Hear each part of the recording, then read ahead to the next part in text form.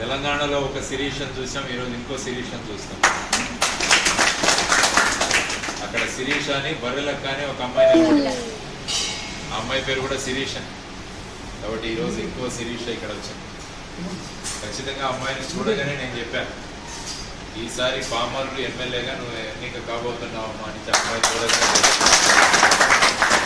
ఎందుకంటే ఆ అమ్మాయి దగ్గర ఉన్న విశ్వాసం, ఆ కళ్ళలో ఉన్న కాంతి, నేను సాధిస్తాను అన్న పట్టుదల, ఇవి మూడు కనపడగానే నాకు అనిపించింది. ముకుంద జ్యువెలర్స్ తెలంగాణలో మొట్టమొదటి ఫ్యాక్టరీ అవుట్లెట్ మన కొత్తపేటలో ఫిబ్రవరి 14న గొప్ప శుభారంభం.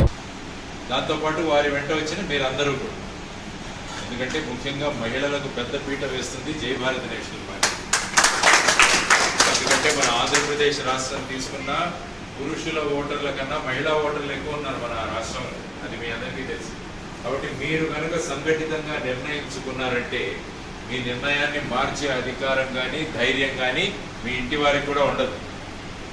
ఆడవాళ్ళు ఆ విధమైన శక్తి స్వరూపం, ఆ విధమైన ఇంతమంది శక్తి స్వరూపులు ఇక్కడికి రావడం, శిరీషతో పాటు ఇక్కడికి రావడం, తర్వాత మనమంతా కలిసి ఒక కొత్త విధానాన్ని తీసుకురావాలని అనుకుంటాం. అందుకనే మేము అనేక విషయాలు ప్రకటించాం. మీది